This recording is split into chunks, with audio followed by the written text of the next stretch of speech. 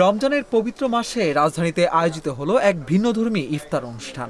ঢাকার কেন্দ্রস্থলে অবস্থিত হলিডে ইন ঢাকা সিটি সেন্টারে অনুষ্ঠিত এই বিশেষ আয়োজন ছিল ক্রীড়া, তারকা খ্যাতি ও মানবিকতার এক অনন্য সমন্বয়। ১ মার্চ ২০২৬ বিকেল ৫টা থেকে ৭টা পর্যন্ত আয়োজিত এই ইফতার ইভেন্টটি ছিল পাওয়ার্ড বাই প্লে, শিগগিরই বাজারে আসতে যাওয়া এক নতুন রিফ্রেশিং কার্বোনেটেড ড্রিঙ্ক ব্র্যান্ড। অনুষ্ঠানের মূল আকর্ষণ ছিল ক্রিকেটার তাসকিন আহমেদ, বাংলাদেশের প্রথম প্রফেশনাল বক্সার সুরকৃষ্ণ চাকমা, দেশের প্রথম নারী কার রেসার কাশফিয়া আরফার মতো দেশের আরও অনেক শীর্ষ ক্রীড়াবিদদের উপস্থিতি।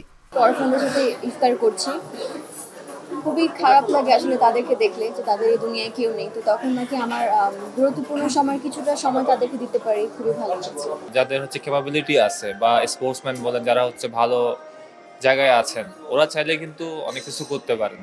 শুধু এতিম বাচ্চাদের নিয়ে না, সব জায়গায় সেক্টরে কাজ করতে পারেন। আমি মনে করি এটা একার একটা মানুষের কাজ না, এটা সরকার থেকেও আসতে হবে, এটা যারা স্পোর্টস পার্সন ওদের থেকেও কাজ করতে হবে, যারা মিডিয়া, যারা ফিল্ম করে, যারা নায়ক, ওদের থেকেও এগিয়ে আসতে হবে এই কাজগুলো।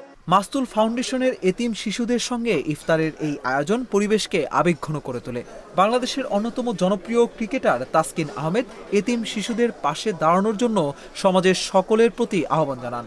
এটা খুবই দারুণ একটি উদ্যোগ ছিল। স্পেশালি দেখেন, আমাদের সবারই আসলে ঘরে বাচ্চা কাচ্চা আছে এবং ছোট ভাই বোন আছে। আমরা নিজেরও এক সময় একদম ছোট বাচ্চা ছিলাম, আমার নিজেরও বাচ্চা আছে। তো যখন এসে একদম ছোট ছোট কিছু অরফান বাবুরা ছিল এখানে, ওদের সাথে বসে আমি আজকে ইফতার করলাম। তো এটা খুবই ভালো লাগছে এবং দেখে খুব মায়াও লাগছে। তো আমি শিওর যে আমাদের এই শহরে আল্লাহর রহমতে সবারই অ্যাবিলিটি আছে। তো যে যত পারবেন তাদের পাশে থাকার চেষ্টা করবেন, তাদেরও হক আছে। আর ইউ নেভার নো, তাদেরকে টেক কেয়ার করলে আমাদের দেশ বিভিন্ন সেক্টরের অনেক বড় রত্নও খুঁজে পাইতে পারে। তো তাদেরকে টেক কেয়ার করাটা অনেক জরুরি আছে। ক্রীড়া, তারকা, শিশুদের হাসি আর রমজানের পবিত্র আবহ সব মিলিয়ে এটি ছিল এক ভিন্নধর্মী ইফতার আয়োজন। বলা যায় এই ব্যতিক্রমী ইভেন্ট ছিল উদযাপন ও মানবিকতার এক মিলন মেলা।